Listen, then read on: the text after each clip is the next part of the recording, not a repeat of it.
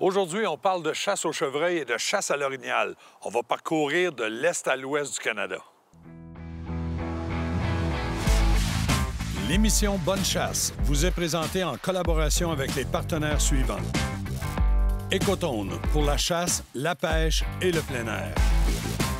Et les produits de chasse Pro Expédition.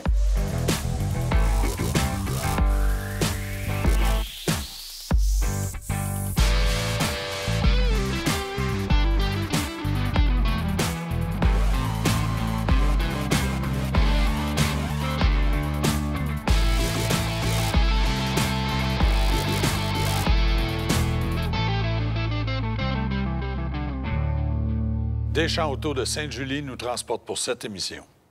Bonjour tout le monde et bienvenue à votre émission Bonne Chasse. Aujourd'hui, on parle de chasse au chevreuil dans l'ouest du Canada et par la suite, on va parcourir l'est du Canada au Nouveau-Brunswick pour une chasse à l'orignal en compagnie de Claude Juteau, Jason Morneau-Tremblay. Je peux vous dire que c'est pas comme dans les films, c'est pas toujours les bons qui gagnent, mais je peux vous dire que même si on gagne pas à récolter un gibier, des fois, on gagne à apprendre sur le gibier. On est parti de Montréal, on a pris l'avion et 4 heures après, on arrive à l'aéroport de Saskatoon. Je suis accompagné de Guy Pépin de la région du lac Mégantic parce que Guy a gagné son voyage, lui, dans les soirées de la tournée de film Chasse-Pêche. Alors, Guy va faire sa chasse de son côté et nous autres, on va partir ensemble pour aller essayer de récolter notre boc de rêve. On chasse le trophée à Great Grey Outfitter. 2 heures de route après, on arrive à la pourvoirie Great Grey Outfitter. Je peux vous dire que là, toutes les idées nous passent par la tête parce qu'au long du chemin, on a vu du gibier, on a vu plein de choses. Alors, demain matin, on part ensemble après que toute l'équipe de Great Grey nous a installés dans nos chambres respectives, servi un bon repas et une bonne nuit de sommeil.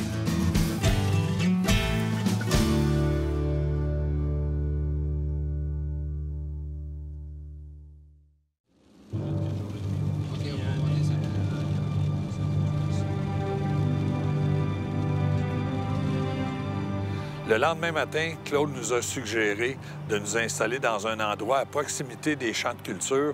Donc, on est en plein bois, mais environ à 500 mètres du champ de culture.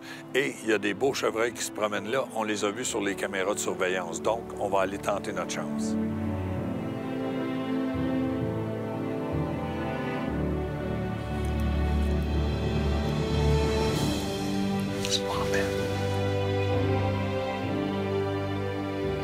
On a eu la chance d'avoir beaucoup d'actions sur notre site. Ça veut dire que ce soit des femelles ou des mâles, ils vont laisser leurs odeurs et le mâle dominant va être probablement attiré par ces odeurs-là. On remarque que les chevreuils sont un peu nerveux. C'est un peu à cause qu'on est en période de pré-rut, donc tout le monde est aux aguets, on se surveille et on veut le territoire. Il y en a 4. 2 femelles, 2 mâles.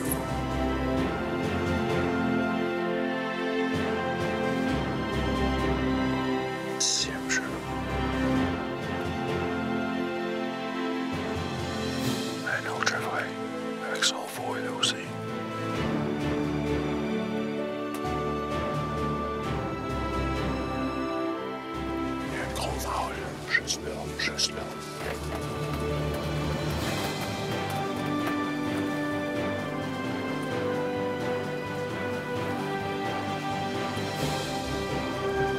Ce sera pas un boc qu'on va prendre, mais c'est un beau mâle.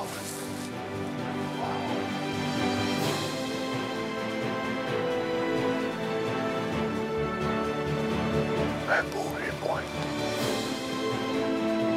Quelle belle bête.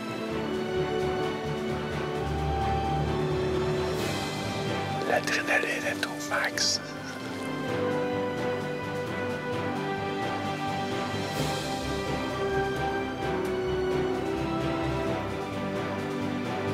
Les 2 regardent dans le fond. Il y a un autre chevreuil qui s'en vient.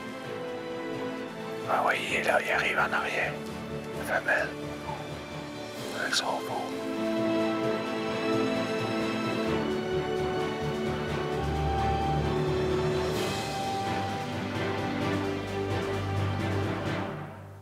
Ce que vous allez voir dans les prochaines images, c'est la première fois de ma vie que je vois ça. C'est des bocs, des bocs, des bocs. il est rentré plusieurs mâles, un après l'autre. Ils se côtoyaient et je peux vous dire que c'est vraiment exceptionnel.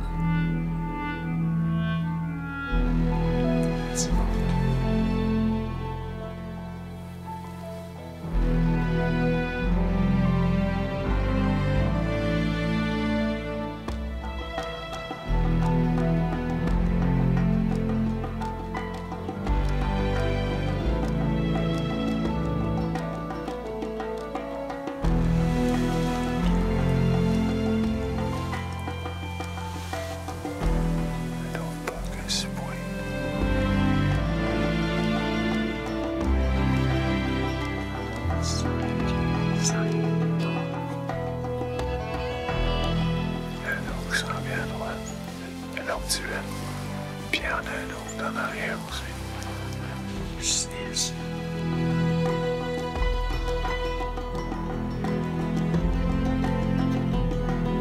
Un autre pas qu'un 6. 7, non. Un 7. 7.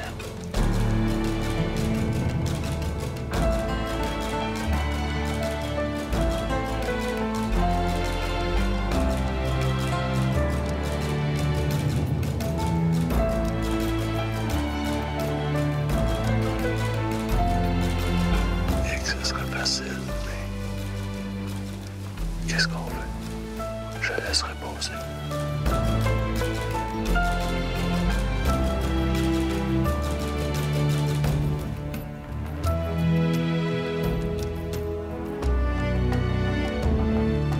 Lui, il est bon, ça, c'est toujours.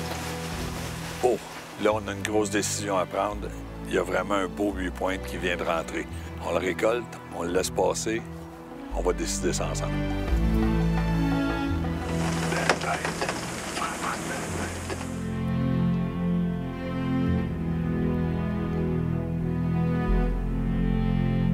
On a décidé de laisser une chance à ce mâle-là parce qu'il y a un plus gros mâle qu'on a vu sur les caméras, donc on va continuer de travailler ça ensemble. Là, vous allez dire, il est vraiment exigeant parce que c'est un beau 8 pointes. Sérieusement, là, on fait facilement 135 à 145 Boone & Crockett. Alors, mais on se dit, il y a un autre buck qu'on a vu sur les caméras qui est plus gros que ça encore et c'est celui-là qu'on veut récolter. On va continuer de travailler fort. Il y a d'autres choses en arrière. Ça a craqué là, puis il s'est fait à la tête, puis il est parti.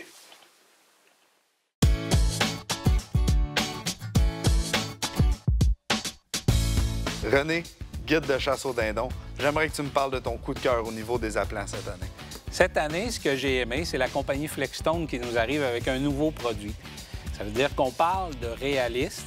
Faut que mes appelants pour la chasse au dindon soient réalistes. Écoute, on rencontre des situations avec des mâles matures qui s'approchent mais qui ne veulent pas finir. Ça veut dire que tu cherches toujours à trouver c'est quoi le problème. À ce niveau-là, on n'a pas de problème. On a un appelant qui est réaliste, les couleurs et la forme. Je remarque aussi, c'est très rigide. J'aimerais que tu m'expliques pourquoi ils ont fait ça.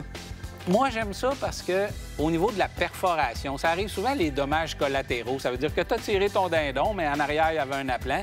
Tu fais attention pour ne pas abîmer tes appelants parce que tu veux les garder longtemps. Oui. Ceux-là, au moins, ont l'avantage que s'ils sont perforés, bien, ils restent encore de belle forme. Ils vont rester une belle forme. Oui. Je remarque la tige ici. Ça, là, le matin, là, à 3 h du matin, là, il fait noir. Hein? Puis là, tu veux installer tes appelants, tu as perdu ton piquet, il est où? Tu veux pas allumer ta lampe frontale. Celui-là, au moins, il est attaché après. Ça veut dire que tu le cherches pas. Tu peux planter ton appelant à une belle hauteur pour avoir une belle visibilité à longue distance.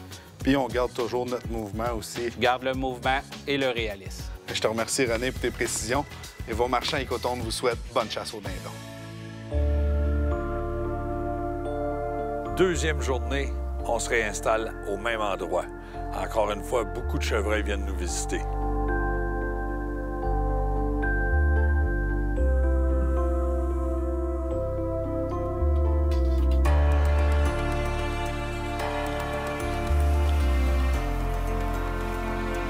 Quand vous entendez deux petits mâles comme ça se chamailler, c'est sûr qu'ils ne se disputent pas le territoire, eux autres. Ils sont là pour l'apprentissage de la vie. Ils vont se confronter, ils vont apprendre à se tirailler, à se battre ensemble. Et je peux vous dire que juste le claquement de ces panaches-là, un gros mâle peut venir faire un tour et dire « Hey, les gars, vous êtes sur mon territoire, allez donc faire un tour ailleurs. » Alors, on va les regarder.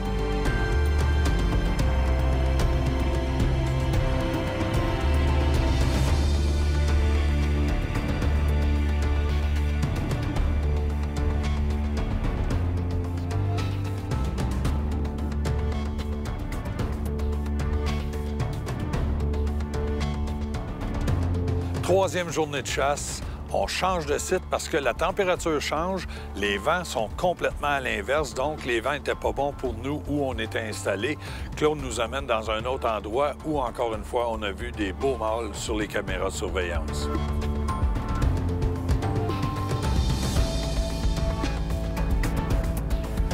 Dans le site d'appâtage, plusieurs chevreuils vont venir, vont passer, vont se nourrir. Et je peux vous dire qu'il se passe des belles choses. Encore une fois, on apprend beaucoup par le comportement des chevreuils.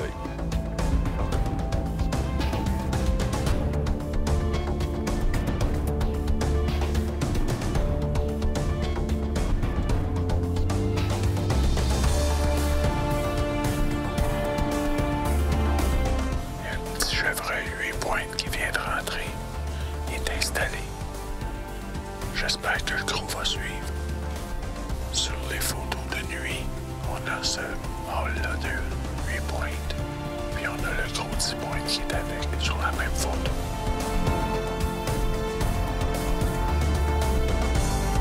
Notre chevreuil est en train de pointer vers le bois. Il a vraiment le coup étiré, il veut savoir qu'est-ce qui s'en vient.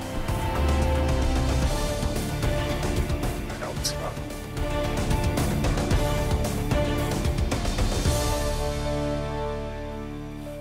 Le même scénario que tout à l'heure, les deux chevreuils regardent dans le bois.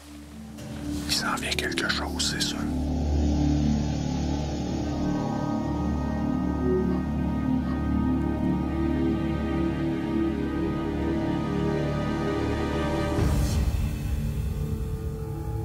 C'est un veau d'après moi, puis sa mère doit être en arrière. C'est pas lui. Dans un site d'appâtage, il y a aussi d'autres animaux. Plusieurs oiseaux viennent se joindre au buffet et aussi des animaux un peu spéciaux.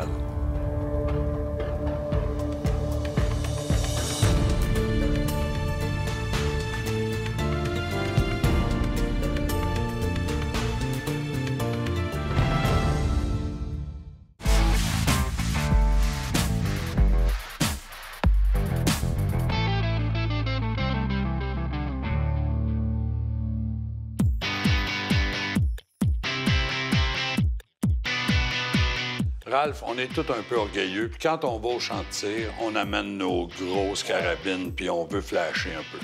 Mais moi, j'ai pour mon dire que si je tire 20 balles de calibre 300, ça devient dispendieux pour une bonne munition. Qu'est-ce qu'on peut faire pour tirer, mais que ça ne coûte pas trop cher? Tirer la 22.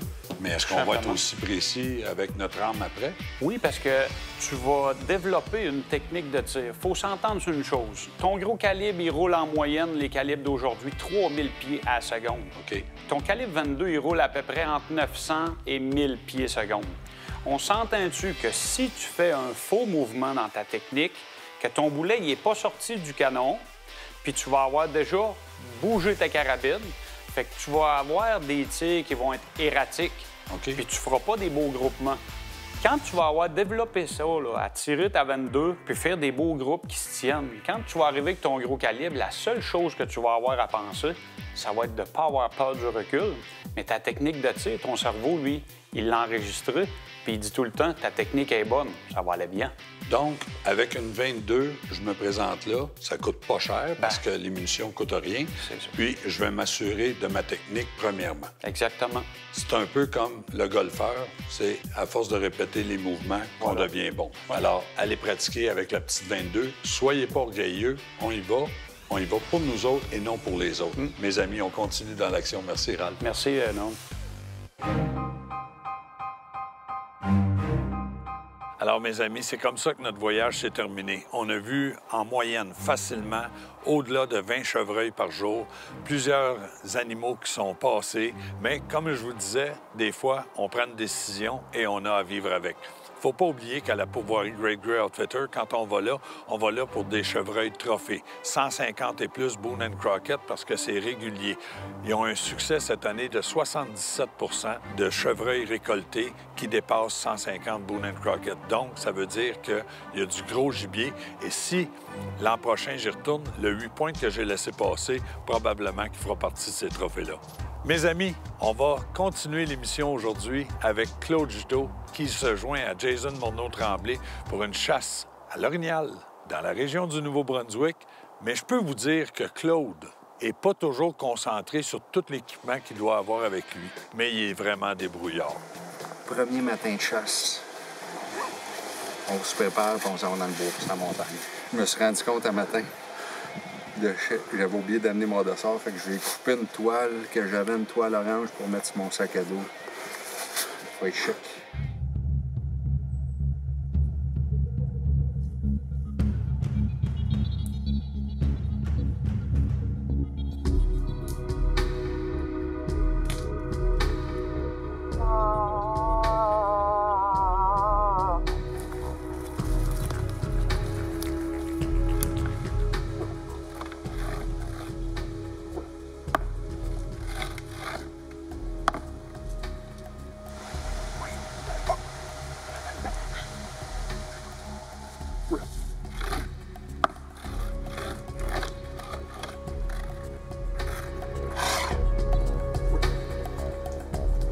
Jason.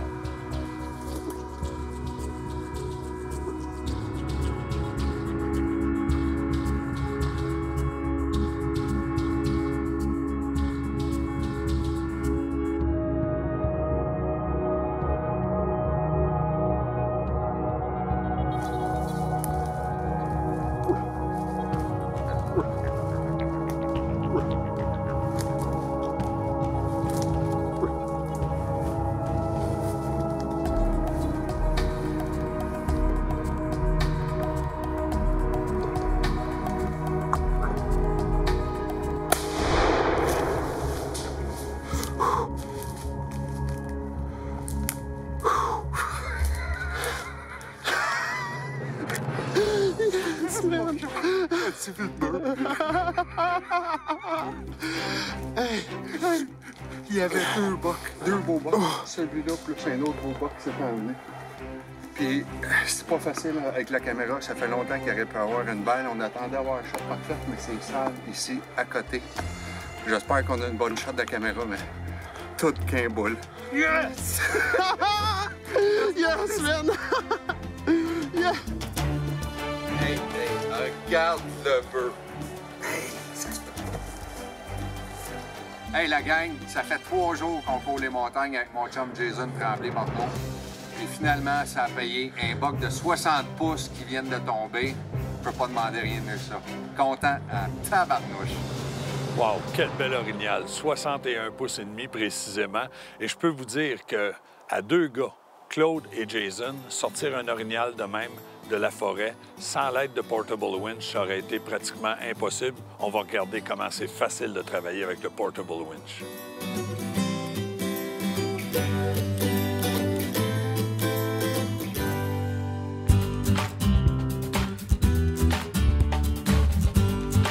Aujourd'hui, Chef Max nous prépare un ragoût d'orignal. Fesses, d'épaules. Moi, j'aime mieux travailler avec les parties de l'épaule, garder nos pièces les plus tendres, les pièces plus nobles pour se faire des petits sautés, des cubes tendres. Là, on a un morceau d'épaule qui est un peu moins tendre, mais un coup braisé à l'étuvée comme ça va devenir tendre. Je te laisse aller. On commence par quoi? Très simple. On a fait des petits cubes au préalable. J'en ai coupé quelques-uns à l'avance. On n'a même pas besoin de saisir notre viande non plus. Il y a des petits morceaux de gras aussi. Je me permets de les laisser. Ça donne vraiment un bon goût. Puis, pour aller chercher un peu plus de gras, vu que c'est pas une viande grasse, on va se permettre d'ajouter quelques petits lardons. On va se mettre un peu de pommes de terre. On a déjà fait nos petits dés de pommes de terre. On va s'ajouter quelques petits morceaux d'oignon. Puis là, pour donner un peu plus de saveur, les champignons, c'est délicieux. D'avoir un petit mélange déshydraté, on les met dedans. Puis l'hydratation va se faire durant la cuisson. OK. Là, ici, ce que je viens faire, un petit consommé de bœuf qu'on va venir mouiller pour notre cuisson. Pour empêcher tout de coller aussi. Exactement. Puis là, on va cuire ça sur le feu. Fait que c'est important d'avoir assez de jus. Puis on va se mettre un peu de vin blanc aussi, ici, pour nos saveurs. Ça va hydrater nos champignons. Tout le monde va cuire en harmonie. Puis il manque un ingrédient essentiel pour avoir vraiment une bonne touche. Je te laisse la responsabilité d'y aller. Pincée de sel. Pincée de sel, la façon, et voilà. C'est réglé. Et voilà. On couvre ça de papier d'aluminium, on s'en va à l'extérieur, on va cuire ça un petit 2 heures tranquillement. On laisse cuire ça, puis on vient.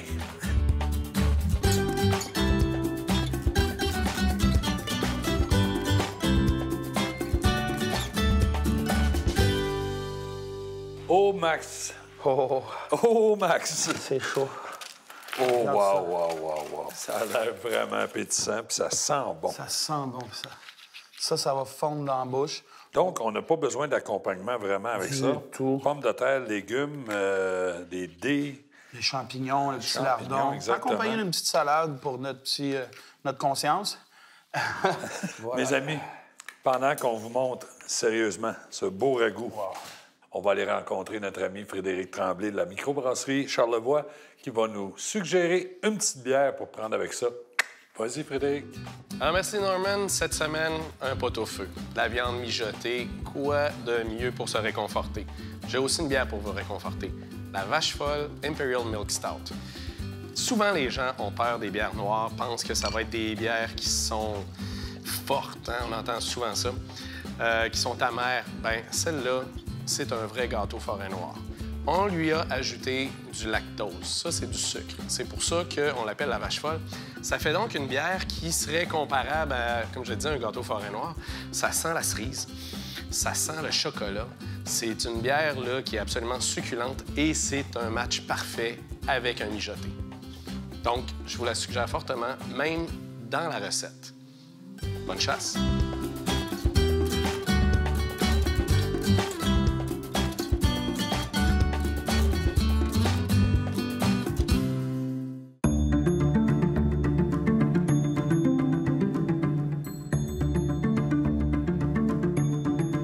Malgré le fait que je n'ai pas récolté mon chevreuil, comme je vous disais, j'ai fait un voyage extraordinaire. Bravo à Claude.